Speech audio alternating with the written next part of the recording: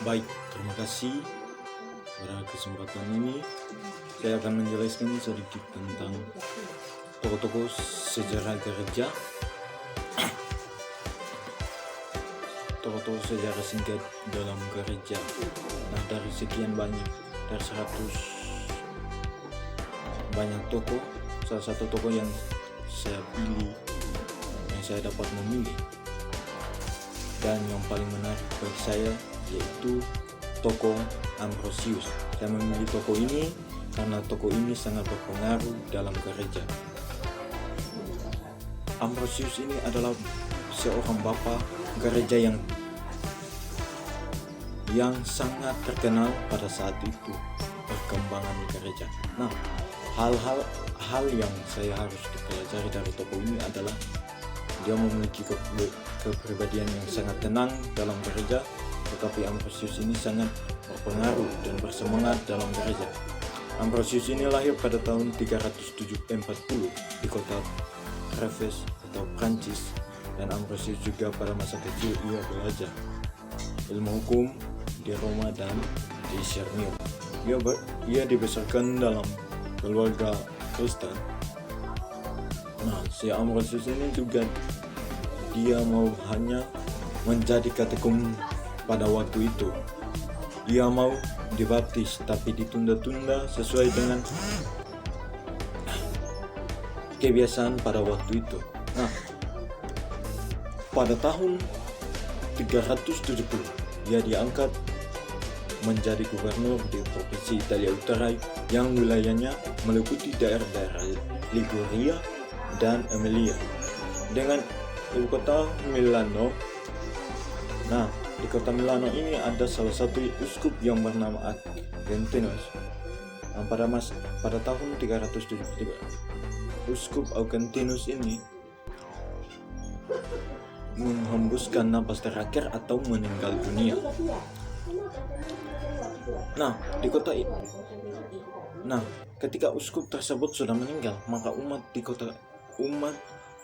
Kristen pada waktu itu atau di kota itu ingin memilih uskup yang baru. Namun dalam pemilihan uskup baru ini, umat di kota Milano ini tidak menerima kesepakatan tersebut, dan umat di kota Milano pada waktu itu mereka mengatakan siapakah yang seharusnya dipilih supaya menggantikan uskup Augustinus ini.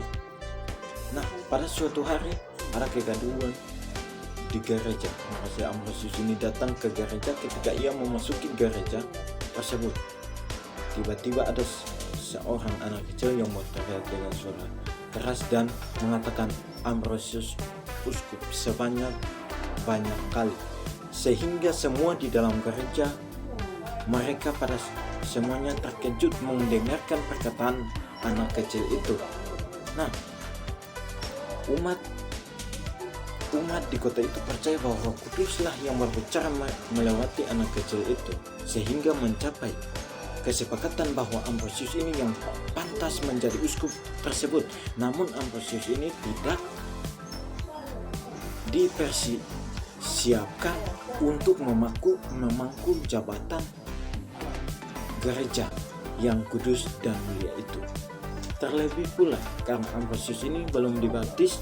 Nah, persetujuan kaisar diperlukan untuk ia bisa menjadi uskup di kota Milano tersebut. Maka ada salah satu kaisar ini, kaisar yang bernama Valentianus ini, ia tidak keberatan, sehingga Ambrosius ini ditabiskan oleh kaisar Valentianus ini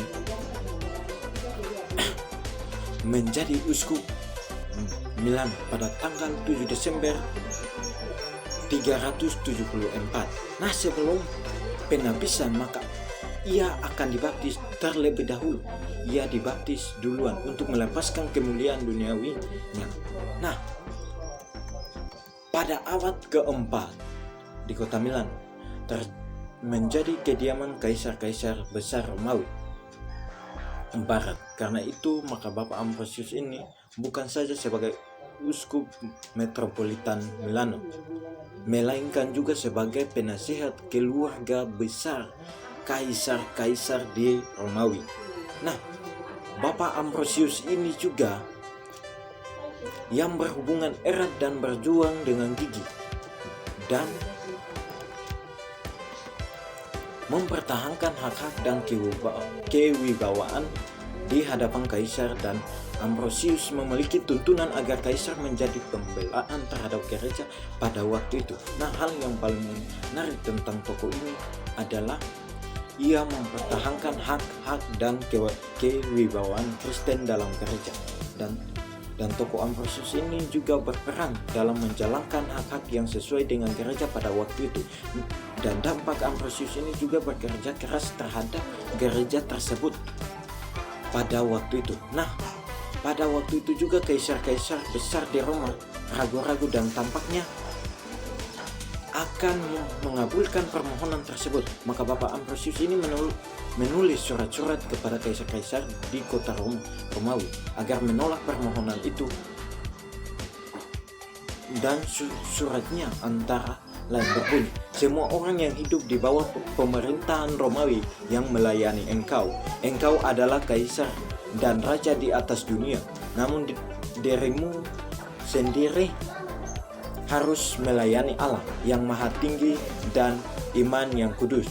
Dia mengatakan bahwa ia heran bagaimana terjadi pikiran orang bahwa engkau akan memperbolehkan membangun kembali altar ilahi kafir. Dan Bapak Ambrosius ini juga mempunyai hubungan dengan kaisar, hubungan yang sangat erat dengan Kaisar Theodosius ini. Sekalipun ia mengecam kebijakan politik Theodosius ini yang berlawanan dengan kehendak Allah. Dan pada tahun 390 terjadi huru-hara di kota Tesalonika. Rakyat membunuh panglima yang ada di kota tersebut. Namun Kaisar Theodosius ini mengirimkan pasukan tentara ke Tesalonika dan untuk mengumpulkan penduduk seolah-olah untuk menonton pertunjukan. Tiba-tiba tentara dari kota Roma membunuh rakyat di Tesalonika. Namun peristiwa itu didengar oleh Bapak Ambrosius ini. Maka Bapak Ambrosius ini menulis surat yang tegas kepada Theodosius ini, tunduk kepada kaisar itu, dituntut untuk mengakui dosanya di hadapan umum, dan pada akhirnya Kaisar Theodosius ini tunduk kepada tuntunan uskup Ambrosius. Kaisar mengaku dosanya di hadapan umum. Sejak saat itu hubungan Theodosius dan Ambrosius menjadi baik sekali. Theodosius ini mengatakan bahwa baru sekarang ia menemukan seorang manusia yang mengatakan kepadanya bahwa kebenaran dan hanya Ambrosius yang layak menjadi uskup pada tahun 395. Kaisar Theodosius ini meninggal pada tahun 395, dan setelah 2 tahun setelah meninggalnya Kaisar Theodosius ini, Ambrosius jatuh dalam penyakit setelah menerima sakramen-sakramen yang terakhir. Maka tanggal 4 April 397 Ambrosius menghembuskan napas terakhirnya, dan jenazahnya dimakamkan dalam gereja yang sekarang kita kenal dengan nama gereja Santos Ambrogio di Milano. Dan karirnya selama ia hidup dikenal sebagai pencipta lagu-lagu Ambrosius dan juga sebagai bapa yang mempertahankan hak-hak dan kewibawaan dalam gereja Kristen pada abad pertengahan dan masa kuno.